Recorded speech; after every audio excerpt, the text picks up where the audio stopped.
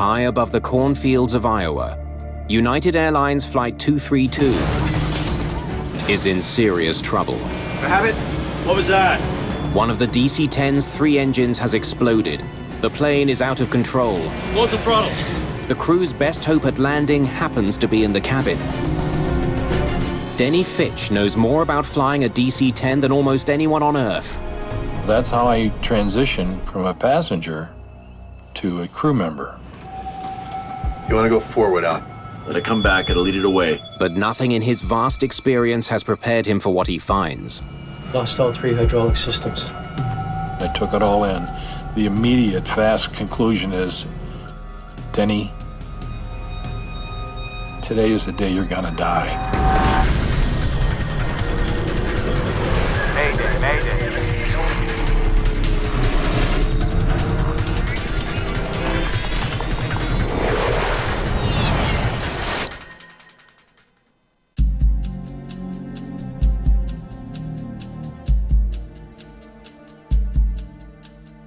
United Airlines Flight 232 is halfway through its journey from Denver, Colorado to Chicago. The DC-10 is cruising at 37,000 feet. The clear weather makes this a relatively easy flight for the captain and his first officer, both former fighter pilots. Well, looks like we're gonna make Chicago on time. The airplane was trimmed up. We enjoyed a cup of coffee. Weather was good. There was absolutely no reason why we shouldn't have a pretty normal flight that day. Today is Children's Day at United Airlines. A child's ticket costs only a penny. Of the 285 passengers on the flight, 52 are children. Thanks for the cookies, Jan. Now, how about some more coffee? Denny Fitch is a United Airlines pilot and a flight instructor for the DC-10. The flight was normal in all respects. We had climbed altitude. The lunch had been served. The tray was being removed, and I asked the flight attendant if I may have a cup of coffee. Heading home for a few days? Yeah, be good to get back.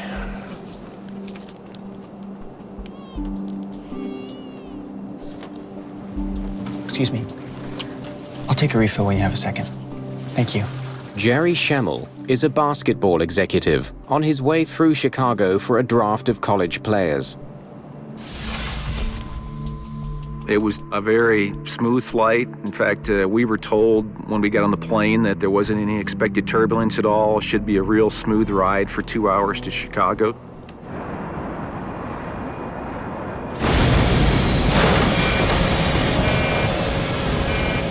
And all of a sudden with a bang, it's just like being thrown into a great big tornado of activity. First Officer Bill Records immediately shuts off the autopilot and takes manual control. I have it. What was that? There was no alarms at all, no bells, no whistles, no lights flashing, just this big explosion, and that was it. First thing I thought when I heard it, and then I could feel it kind of rip through the cabin, was a bomb has gone off. And I thought, that's it for everybody. And the conscious thought hit me that people don't survive bombs going off in planes. Denny Fitch pays close attention to the DC-10's every move. The coffee cup no longer had coffee in it. It was all over the table linens. My fanny was no longer in the middle of the seat. It was now up against the left armrest. That was followed by 10 seconds of quite pronounced violent airframe shuddering. I've got control. Check the gates. The pilots can barely control the plane. Captain Al Haynes tries to figure out why. The airplane was shaking so bad you couldn't read the instruments, and you had to lean way up near the panel to read it. We lost the number 2 engine. The DC-10 has 3 engines. The number 2 engine is mounted on the tail. It's the one that suffered a catastrophic failure.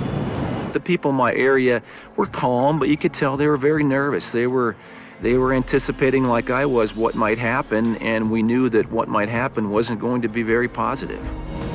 Records is not able to level the plane. We're losing hydraulics. Let's shut number 2 down. The reason you shut down the engine when it fails is you don't know what the damage is to the engine. If it kept turning, it could tear itself apart. Okay, that's got it.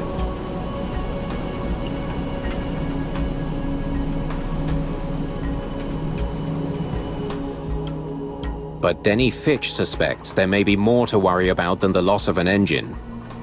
I was looking out the window for clues, and one of the clues that first appeared to me, and it was an abnormality, was the fact that the right wing of this aircraft was dropping. It doesn't make sense. The number 2 engine can't cause these wing behaviors. In other words, its loss doesn't have anything to do with what I'm seeing. Bill said, Al, I can't control the airplane. And that's a real attention getter. And so I looked forward to see what the flight controls were doing. The damaged engine has been shut down. The plane is not responding to the first officer's commands. It's banking further and further to the right. It's a very sickening feeling to have the controls all the way over and have them all the way back as far as you can go. And the airplane was in fact going the opposite direction. I've got it, Bill. If the pilots can't find a way to level the plane, it will soon be upside down. We had the control wheel as far as it would go to the left and as far back on your lap as it would go. You can't do that in flight. So there's something drastically wrong there. But the airplane was starting to roll over its back, and we had to stop that. This isn't working. The plane has become impossible to steer. It's a dire situation, and it can't be explained by the loss of one engine. Dudley, check the gauges. What's going on back there? We have no hydraulic fluid left. All systems are down to 0. All 3? That's impossible. A complex hydraulic system carries the commands from the pilot's control column to the aircraft's control surfaces, such as the elevators, rudder, and ailerons. Without fluid in the system, there is no way to move these crucial flight controls. Hydraulics are the lifeblood of the airplane. They provide the muscle to move the flight controls, to retract and lower the landing gear, to move the flaps. A lot of the things that move on the airplane are done hydraulically. If you do not have hydraulics, you have absolutely no control. You might as well just take the control column out and throw it out the window. Even though the control columns have no effect on the movement of the plane, both pilots instinctively use them as though they did. It's like driving a car. If you're sliding on ice, nobody lets go of the steering wheel, even though the steering wheel is not effective. And this is the same way. You're holding onto the controls, hoping, I guess, that maybe there's some hydraulic fluid in there someplace. What's it say in the book? The DC-10 has 3 separate hydraulic systems. If one fails, the other 2 act as backup. But all 3 systems are now empty of fluid. There's nothing in here for anything like this. 1 billion to 1 were the odds that this would happen. You're never trained for that. You never drilled for it, you never trained for it, because technically it can never happen. No hydraulics means no flight controls. The plane could spiral to the ground at any moment. Let's use the engines. Yeah, why not? Well, we kind of made it up as we went along. Everybody realized that this was something that we didn't have a procedure for. So you just kind of grab for whatever's working. The left and right engines are still running. The pilots decide to use them to their advantage. I'm going to pull back number 1 about 10%. You go up on number 3, 10%. Nice and slow. By adjusting the power to the 2 remaining engines, they may be able to level the aircraft and make it fly straight. Easy does it. The engines are at cruising speed. The slightest miscalculation could be catastrophic. The plane begins to level off.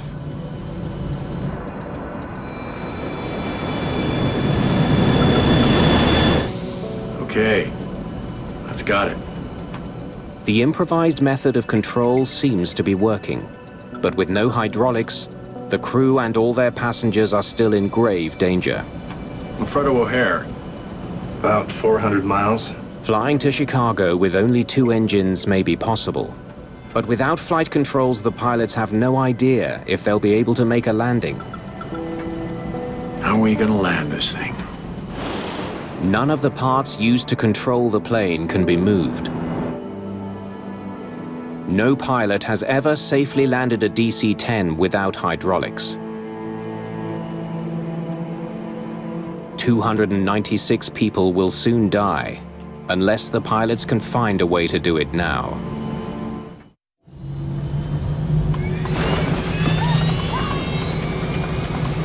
The nose is going down. What's going on here?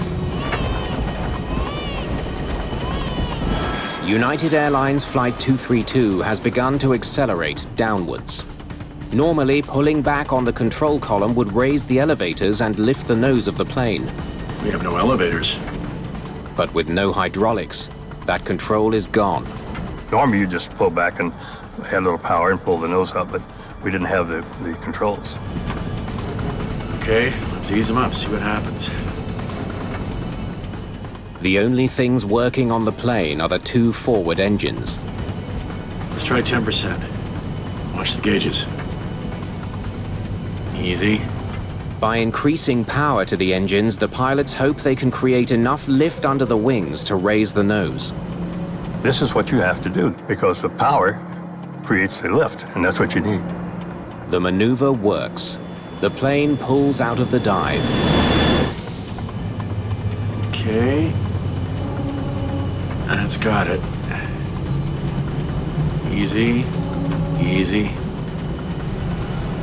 We just dropped 1,000 feet. Okay, we gotta land this thing. Find out where the hell we are and get us to the nearest airport. Since the engine failure, the plane has been drifting to the right. There is no way Flight 232 can make it to Chicago without flight controls. The pilots need to find a safe place to land as soon as possible. This is United 232. We are declaring an emergency and requesting a vector to the nearest airport. What's going on? We've lost hydraulics. We have to make an emergency landing. United 232, you're heading towards Sioux City. Would you like to go there? We'll take Sioux City. Affirmative. Start getting the cabin ready.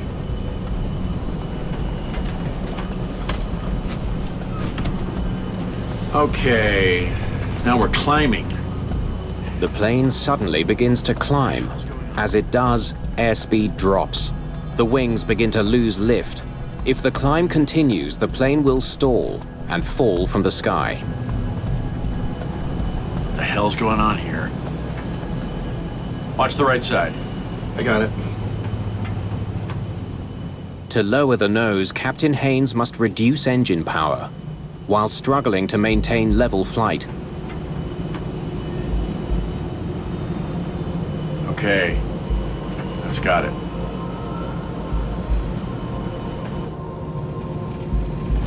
I felt the plane start to drop, and I'm just trying to think, all right, what the heck is going on with this aircraft?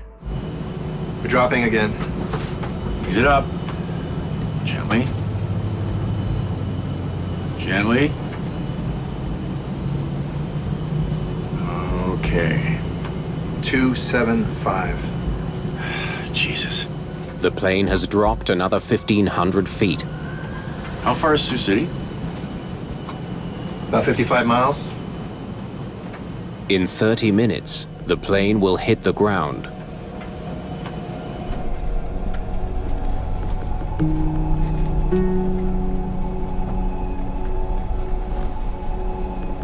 Jan, don't worry about this. This airplane will fly fine on two engines. When I told her that she replied to me, "Oh no, Denny. I just came from the cockpit.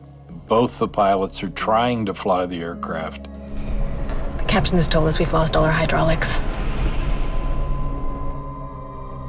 Bingo. That means no landing gear, no slats, no flaps, no flight controls. Okay. Tell the captain that you've got a DC-10 training check airman back here. If there's anything I can do to help, I'm happy to do so.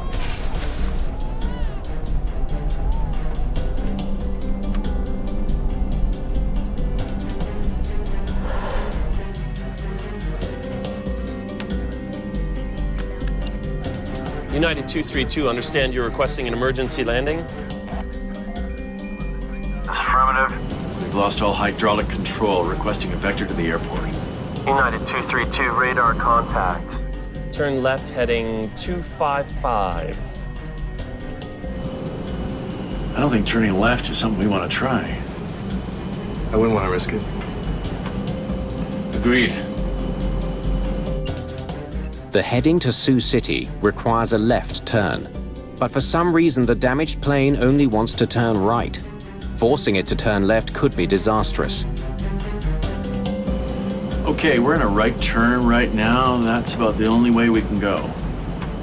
Tower gave us a heading to fly. We'd try to fly it. And if we would drift off to the right because we would lose it somewhere in the manipulation of the throttles, rather than try and turn left, we would just do a 360. United 232 Heavy, roger. Right turn heading 255. The pilots must execute a precise right turn without the use of the plane's ailerons. They carefully alternate power between the two engines to turn the crippled plane around. As they begin to turn, the nose suddenly falls again. The plane accelerates downward.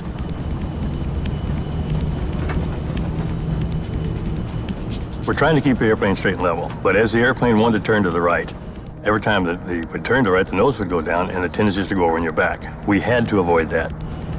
They manage to complete the turn, but they've dropped another 1,000 feet. Sioux City is still 64 kilometers away. I don't think we're gonna make the airport, fellas.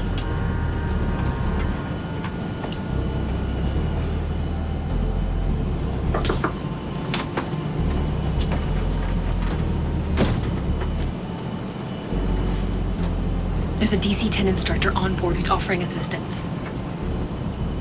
Having a trainer or an instructor on board the airplane was a relief to us because we thought he could give us inputs that we didn't have. Maybe he could help, and he volunteered to come up, and we were very happy to have him come up.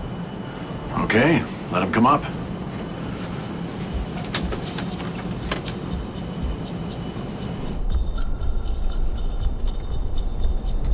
Could you come with me? And so that's how I transitioned from a passenger to a crew member.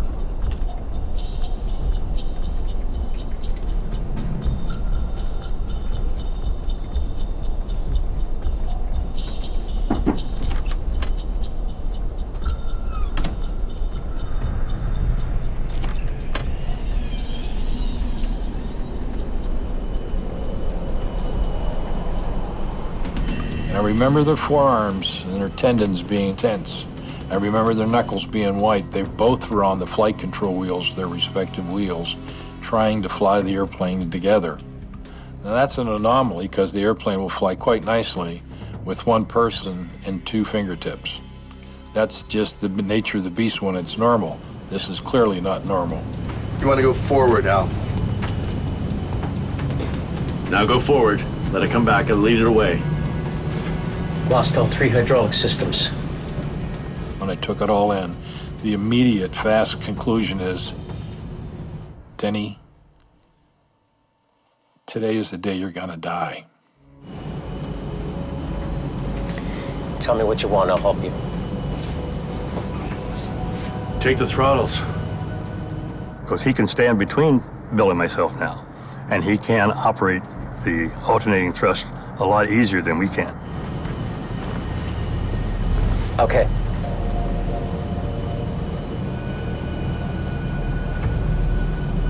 Pull back, pull back. Start it down. Fitch must ease back on the throttles to stop the plane from climbing. And it didn't take long before that I started to sense the airplane's behavior. No, not yet. Wait a minute till it levels off. The flight attendants are discreetly preparing for an emergency landing. Doesn't look good. I watched the flight attendants, I think like a lot of people did, very closely, just to kind of get a feel for what they might be thinking, what they might know, what they might be feeling, and for several minutes, they just spent time clearing the cabin. Denny Fitch keeps his eyes on the control column to figure out what the pilots want him to do. Is this Sioux City down to the right? That's Sioux City. Finally, their destination is in sight. Normally, the pilots would begin reducing their speed on approach to the airport. But with no flight controls, that's something they can't do. Because of the loss of hydraulics, they were not able to configure the wings for the normal landing, so they had to come in much, much faster to maintain the necessary lift. We had absolutely no way to control the speed. That was the biggest concern of us all, was how fast we were going and to try and slow down. And there's just nothing we can do about it. If they can line up with the runway at all, they'll be hitting it at a very high speed. There's no telling what the impact will do to the plane. What was going to happen when we touched down was a great concern, because we couldn't bring the nose up for a landing attitude. And when we hit the ground, what's going to happen was a question in my mind. And where are we going to actually make the runway? A little more right. Fitch continues to keep the plane level and on course by alternating power to the two engines. Intuitively, I started to sense the airplane, and I felt that it was becoming one with me, if that makes sense. I felt that the airplane was sending me signals that it was going to do something before it did. I'm Al Haynes. Hi, Al. Denny Fitch. Bill Records here. I'll tell you what. We'll have a beer when this is all done. Well, I don't drink, but I'll sure as hell have one. We were facing death. All of us were, and our passengers. United 232 is less than 10 minutes from a nearly impossible landing. No one is expected to survive.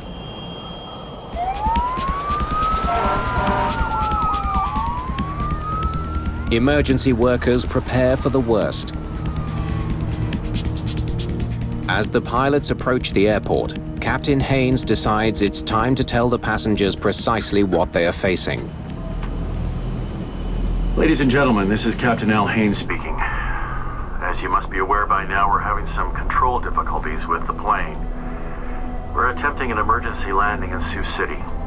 We'll be landing in approximately 8 minutes. We've got about as much control over the plane as we can get, but I need you to understand this is going to be a crash landing. Please review your emergency procedures. This is going to be worse than anything you've ever been through before, and you need to be ready. We will do everything in our power to get everyone to the ground, but we need your cooperation. I think Captain Haynes wanted to be as honest as he could with us. He didn't want to sugarcoat anything. He wanted to let us know that we are in a very dire circumstance. I was convinced I wasn't going to make it. I thought, this is my day to go. There was serious uncertainty as to what the outcome was going to be. I think there was a realization that the airplane was going to be very badly damaged and that there was a high likelihood of injury or worse. Okay, let's start this sucker down.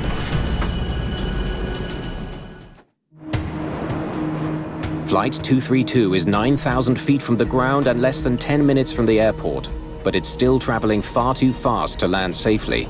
Instead of being at the normal 120, 140 knot range, they were well over 200 knots to be able to control the airplane. This means that it is going to arrive with a whole lot more force. It's going to need a much, much greater distance to land, and equally, their margin for error now becomes extremely small. Anybody got any ideas about putting the gear down? I would. Lowering the landing gear will help slow the plane down. Without hydraulics, the pilots have to release the gear manually and hope that gravity locks it into place. I hope that does it. If the gear doesn't lock, the plane is doomed.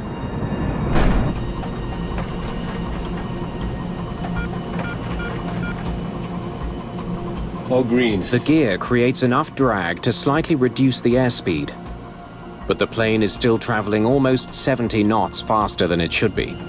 Okay, start it down now. The passengers try to prepare themselves for what may be their final moments. Last three things I said to my wife were, last three words were, I love you. I thought things were in place for me not to survive this incident. And then the last couple minutes, I started thinking to myself, you know what, just in case you're wrong, you better get ready and form a game plan here. So the last 4 or 5 minutes, I thought to myself, all right, if you hit the ground and you're dead or you're hurt seriously, you might not be able to help. But if you aren't, don't flee the plane, don't panic. Stay around, stay under control, and try to help other people as best I could. The plane is only 27 kilometers away from the airport. Do you want the seat? Yeah. You might.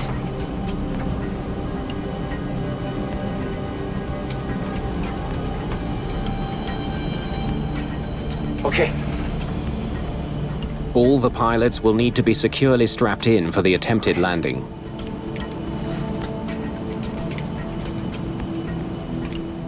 Only a few kilometers away from the airport, the crew must make another circle to the right to adjust their course.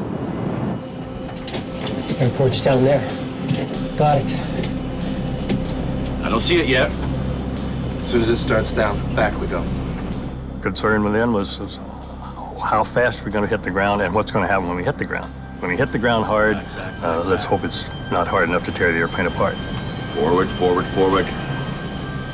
Without flaps, airspeed is the only thing keeping the plane in the air. The pilots have no choice but to keep the engines at close to full power. Won't this be a fun landing? Hold the heading if you can. That's fine. From an altitude of 37,000 feet, the pilots have corkscrewed their way down to within sight of a runway. Now they have to get the plane on the ground. The plane is descending to the runway at 1,600 feet per minute, faster than the space shuttle comes into land. That's fine. I got the runway. It's off to the right, over there. Over there. But the pilots can't slow their plane. In fact, Fitch must increase engine speed to keep the nose up. Bring it on down. Oh, baby. Ease her on down. Tell them we're 2 minutes away from landing. 2 minutes away from landing. 2 minutes. Your attitude is you will get this done. I will do this. I will do it. I will not accept failure. I will not accept anything less than the best.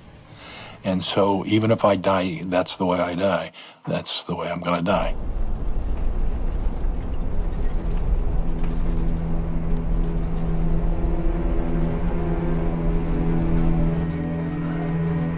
(232), you are cleared to land on any runway.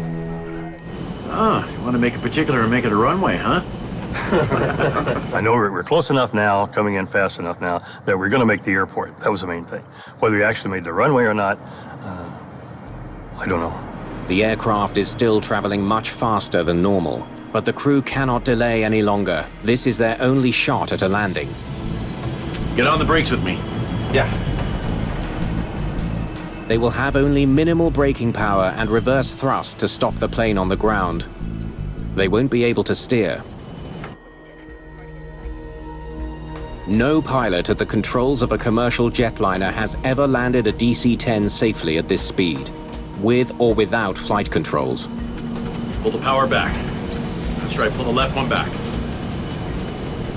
You could hear people crying, and every once in a while you could hear people kind of scream a little bit. And I remember at the end thinking, all right, there's nothing else I can do to get ready here. Now I just got to see what happens, see what unfolds. The plane is 30 seconds from landing. Brace, brace, brace.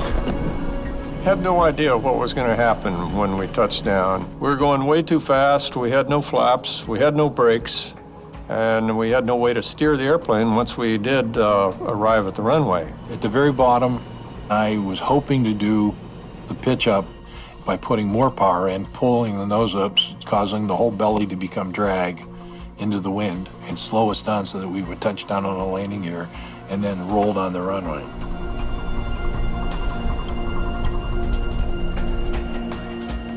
Controllers can't bear to watch what's about to unfold.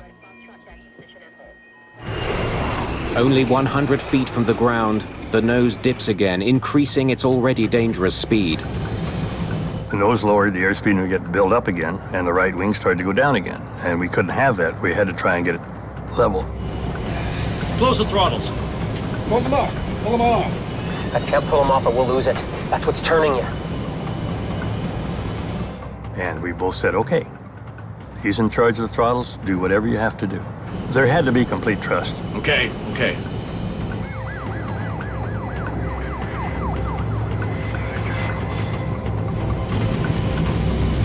Left, Royal, left.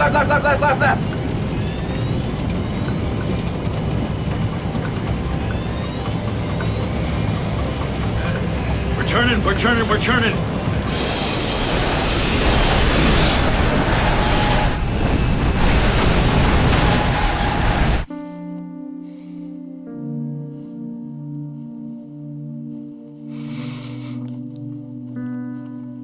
Didn't get it quite right. And we hit very hard. My head smashed on into the radio rack in front of me. It's just like somebody had a giant hand on the back of my head and just was forcing me face down into this rack. We have hit just incredibly hard. I don't think for all the thoughts about what it might be like that I was ready for that impact. I could feel the plane go upside down, and then we slid upside down and backwards for what seemed like forever. I remember looking out the window and saw it got blue for a split second, darkened again to brown and green, and then more violence than I can put in words.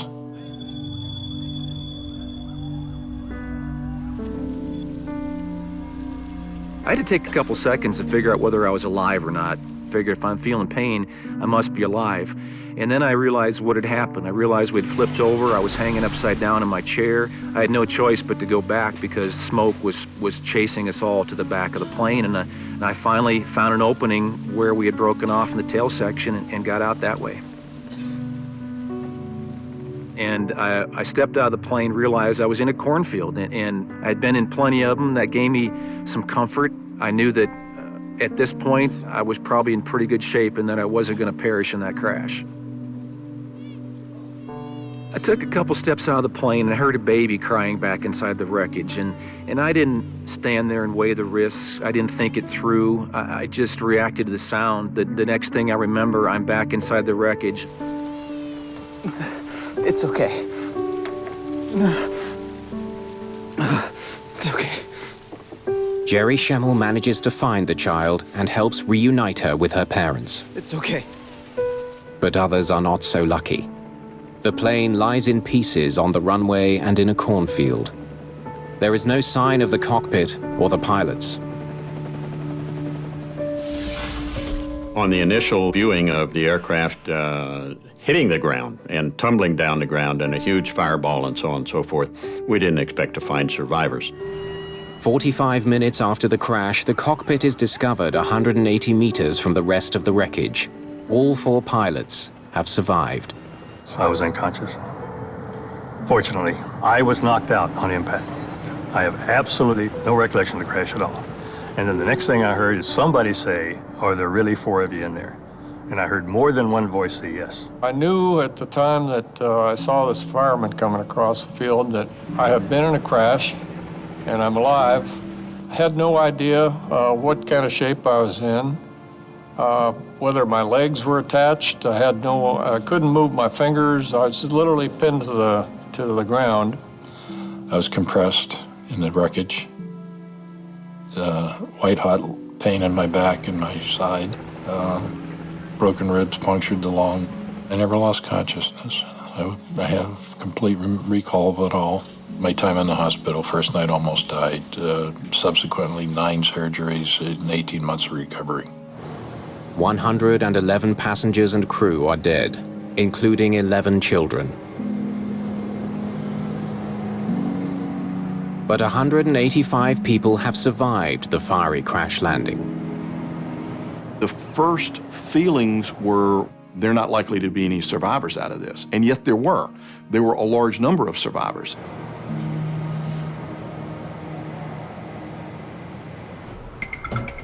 The damage to the tail section confirms what the pilots reported. The number 2 engine exploded in mid-flight. Investigators need to know why. and how it led to the catastrophic loss of all hydraulics.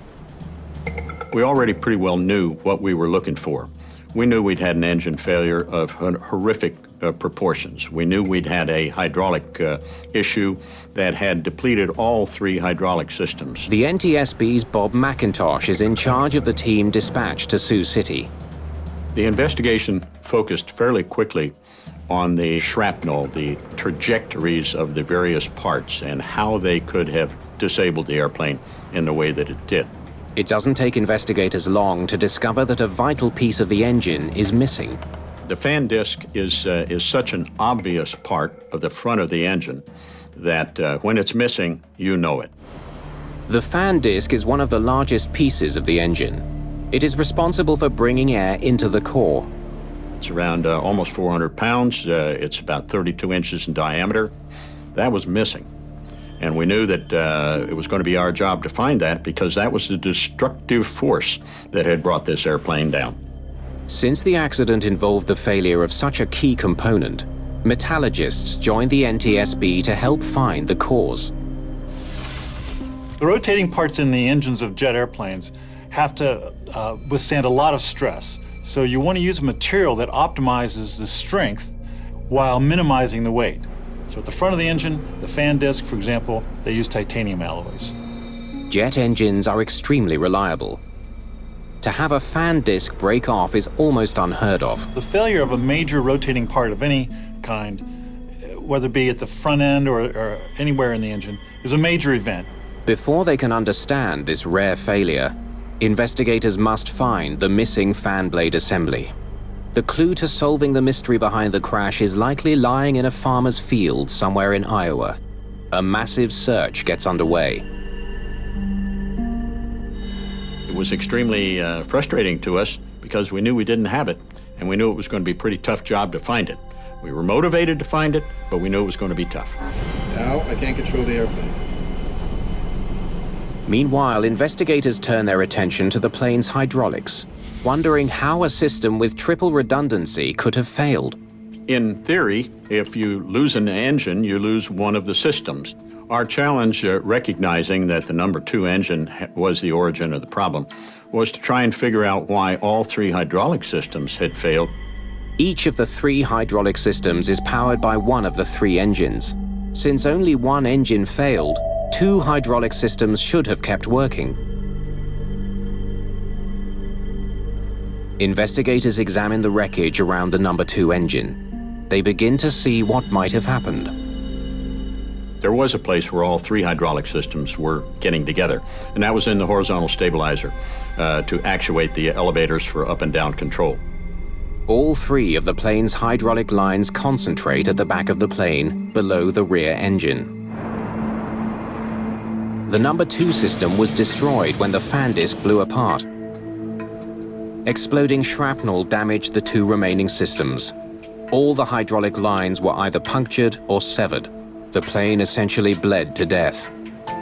So we were able to understand how an engine failure in number 2 would result in number 1 and number 3 being rendered inoperative. Left, left, left, left, left, left, left, left, left, left, left, left, left. Now that investigators know how much damage the broken fan disc caused, it's all the more urgent to figure out why it failed. They must find the broken piece. A $50,000 reward is offered to anyone who can find it.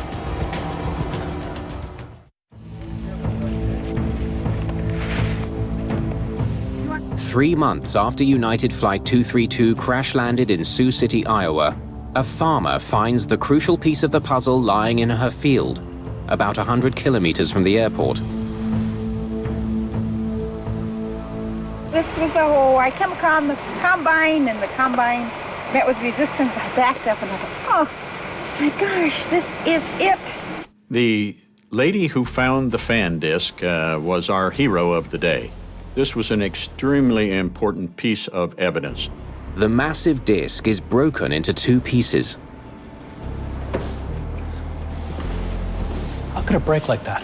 It was extremely unusual, and we really wanted to try and figure out why this thing had what we call burst. The titanium alloy used to make this vital part is extremely strong and resilient. it shouldn't just snap in two. Take a look at this. When you first see the disc broken, it's almost unimaginable to see how something so large could break into two big pieces. Didn't happen overnight. A close examination of the broken part reveals surprising evidence of why it fractured. It's definitely fatigue.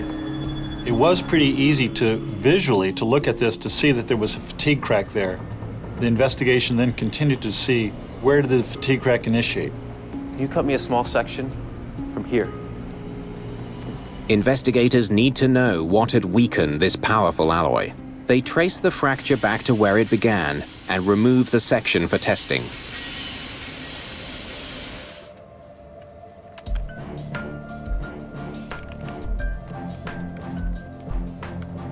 Well. They find elements that should not be in the metal, nitrogen and oxygen mixed in with the titanium. Nitrogen and other elements such as oxygen, if they are present in the titanium alloy, cause an increase in brittleness, so that when you load this area, it'll crack very, very easily. A bad batch of titanium? I'd say so. Investigators conclude that a microscopic imperfection in the titanium used to make the fan blade caused a crack that developed slowly over 17 years. It kept progressively getting bigger and bigger each time the engine started and stopped. It was only a matter of time before the disc finally broke. I have it. What was that? And disaster occurred. This part was supposed to be inspected on a regular basis, and indeed it was. But where the crack was located simply was extremely difficult to detect. The NTSB immediately recommends more thorough inspections of all engine fan discs. Titanium is now melted 3 times in a vacuum to remove impurities. Any kind of oxygen and nitrogen that might be in the material is sucked out into the vacuum and drawn out. The DC-10's hydraulic system also gets an upgrade. Designers add a series of valves so that a line can be sealed in case of a rupture. Every accident is a learning experience. And Sioux City, although it was several decades ago, continues to be a learning experience. Despite the loss of life, the pilot's actions during the disaster are hailed as a magnificent feat of flying. I think it surprised the survivors that they had made it, but it was a testament to the skill of the crew and the ruggedness of the airplane. We have no hydraulic fluid left. All systems are down to 0. That's impossible. Once they lost the third hydraulic system, they were in an uncharted area with no checklist and having to improvise it. Let's use the engines. It was a catastrophic event that they made to turn out reasonably well. Tell me what you want and I'll help you. Take the throttles. Captain Haynes' decision to accept an offer of help in a moment of crisis is what many believe saved the lives of 185 people. Okay. For Al Haynes to give a perfect stranger the only thing controlling his airplane, and I think he knew clearly at this point that was all that was there, I think is a phenomenal feat. And I can't give enough kudos to him for that. All 4 pilots received the Polaris Award. It's the highest civilian aviation decoration awarded for exceptional airmanship and heroic actions. We got the airplane to the runway. That's the most we could hope for, even more than most people thought we could hope for. And to say that we were heroes in doing that, no. We were just fortunate that the things we tried worked. I was willing to give up my life. No, I mean, that's not being heroic. I mean, I was willing to give up my life. Because to me, that's my responsibility as an airline captain. You trust me. I don't want to fail that trust. Al Haynes and Bill Records were back in the cockpit within a year of the accident. For Denny Fitch, it took a bit more time. Doctors, God love them, they fixed me, but they didn't believe I'd ever make a captaincy again. They didn't think I'd ever be able to fly. I think it was 16 or 18 months later. It was Flight 187 to Honolulu. And if you've been in the cabin, you would have heard this announcement. Today in command of your flight is Captain Denny Fitch. Never give up.